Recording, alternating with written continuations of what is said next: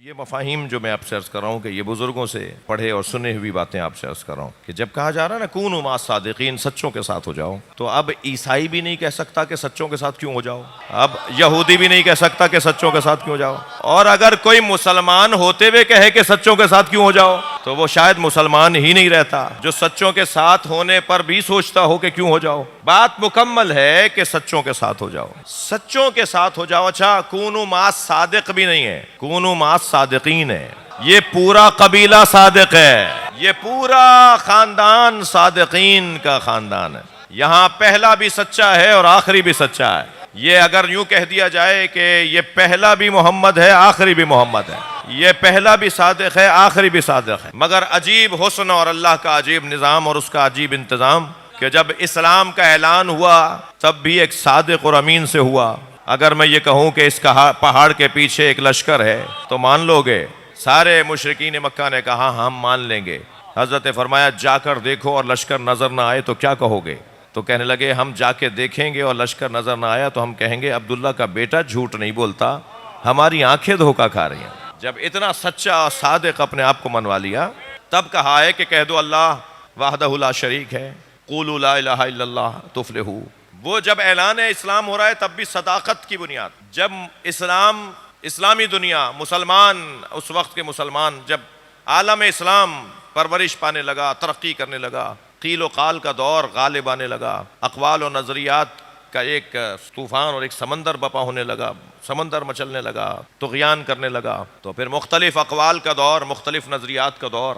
ایسے دور میں دو لوگ الجھ رہے تھے، ایک نیا آنے والا مسلمان جو تازہ مسلمان تھا وہ بھی الجھ رہا تھا کہ آخر میں اس کی مانوں یا اس کی مانوں، اور وہ بھی الجھ رہا تھا کہ تھا تو پرانا مگر کچھ پیسوں کے دباؤ میں تھا۔ بھائی تجزیے بھی ہو رہے ہیں نا، کچھ پیسوں کے دباؤ میں تھا، کچھ ذہنی دباؤ میں تھا، کچھ حکومتی دباؤ میں تھا۔ اب ایسی کیفیت کے اندر وہ کیسے کس کی مانے؟ تو اللہ کا نظام دیکھیے کہ جب یہ دور آئے گا تب بھی میں ایک صادق ہی بھیجوں گا۔ یہ نہ چاہتے ہوئے بھی کہیں گے قال الصادق، سچے نے یہ کہا ہے، یہ نہ چاہتے ہوئے بھی صادق مانیں گے۔ اگر ان کا دل نہیں ہوگا تب بھی کہیں گے کہ سچے نے یہ کہا ہے۔ اور بات تو ویسے ہی اتنی مضبوط ہوگی کہ اس کا توڑ، اس کا رد ہی ان کے پاس نہیں ہوگا۔ جب رد نہیں ہے تو مانو، تسلیم کرو، اور جب دلیل آ جانے کے بعد جو نہ مانتا ہو تو پھر اس سے بحث اور مباحثہ تو ہوتا نہیں ہے، اس سے تو مباہلہ ہوتا ہے۔ جو دلیل آ جانے کے بعد نہ مانے اس سے پھر مباہلہ ہوتا ہے، اور مباہلہ کرتا ہی وہ ہے جو صادق ہو۔ فَنَجْعَلْ لَعْنَةَ اللَّهِ عَلَى الْكَاذِبِينَ، اور پھر ہم مباہلہ کریں گے اور جھوٹوں پہ اللہ کی لعنت بھیجیں گے۔ تو جھوٹوں پر اللہ کی لعنت بھی وہی بھیجے گا جو خود سچا ہوگا۔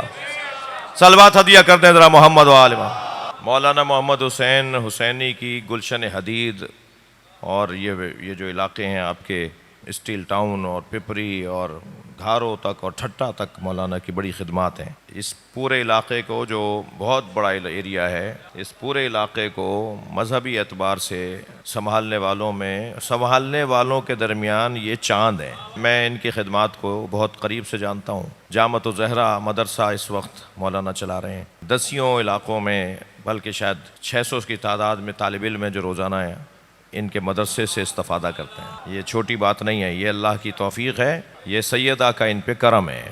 آپ سب کی، میری، مولانا کی حاجات کی برابری کے لیے امام صادق کا واسطہ دیتے ہوئے اللہ کی بارگاہ میں دعا کریں۔ بات آپ تک پہنچ گئی کہ پھر جب دوبارہ ایسا دور آئے کہ نہ ماننے والوں کی تعداد بڑھنے لگے یا الجھنیں پیدا کرنے والوں کو اختیارات ملنے لگیں، تو پھر ایک ایسا ہی وجود چاہیے کہ جو صادق وجود ہو۔ تو پھر ایک مرتبہ ایک صادق کو بھیجا، جیسے پہلے ایک صادق کو بھیجا گیا، اور وہ صادق اپنا پیغام پہنچا رہا ہے۔ بات بھی اتنی مضبوط کہ کوئی رد بھی نہیں کر سکتا، بات بھی اتنی مضبوط کہ کوئی رد ہی نہیں کر سکتا۔ خبر ملی میرے مولا کو کہ فلاں شخصیت ہے کہ جو کچھ مرید اپنے رکھتے ہیں مگر قیاس کی بنیاد پر فتویٰ دیتے ہیں۔ تو حضرت نے انہیں بلا لیا، فرمایا کہ میں نے سنا ہے کہ تم اپنی رائے پر فتویٰ دیتے ہو، جو تمہیں اچھی بات لگے اس کو عنوان اور مدرک دین فہمی کا اور شریعت کا مدرک بنا کر، مدرک تصور کر کے تم اس کی بنیاد پہ فتویٰ دیتے ہو۔ تو کہا کہ میں ایسے سوچتا ہوں، جب مجھے یہ چیز اچھی لگتی ہے تو میں اس کے مطابق۔ حضرت نے فرمایا کہ یہ تو طریقہ مسلمان کا نہیں ہے، شیطان کا ہے، اس لیے کہ اول من قاسا وہو ابلیس، جس نے سب سے پہلے اپنی رائے پر عمل کیا، جی اپنی رائے پر عمل کیا، وہ سب سے پہلا جس نے اپنی رائے پر عمل کیا وہ ابلیس ہے۔ خلقتہ من طین وخلقتنی من نار، یا اللہ تو نے مجھے آگ سے بنایا ہے، اسے مٹی سے بنایا ہے، اور مٹی پست ہے اور آگ افضل ہے، اور مجھے تو نے آگ سے بنایا ہے اور آدم کو تو نے مٹی سے بنایا ہے، تو اس لیے میں آدم سے افضل ہوں۔ جب میں اس سے افضل ہوں تو میں اسے سجدہ کیوں کروں؟ یہ اس کی اپنی رائے تھی۔ کوئی جا کر بتائے شیطان اور شیطان صفت لوگوں کو کہ مٹی افضل ہے، مٹی افضل ہے، آگ افضل نہیں ہے۔ جی آگ کے حوالے کوئی چیز کریں گے واپس نہیں کرے گی، لیکن مٹی کے حوالے اگر آپ ایک دانہ کریں گے وہ 10 لوٹائے گی۔ نہ صرف امین ہے بلکہ سخی بھی ہے۔ مٹی صرف امین ہی نہیں ہے کہ جتنا دیا تھا اتنا ہی لوٹا دیا، بلکہ مٹی سخی بھی ہے، جتنا لیتی ہے اس سے بڑھا کر دیتی ہے، اس سے بڑھا کر واپس کرتی ہے۔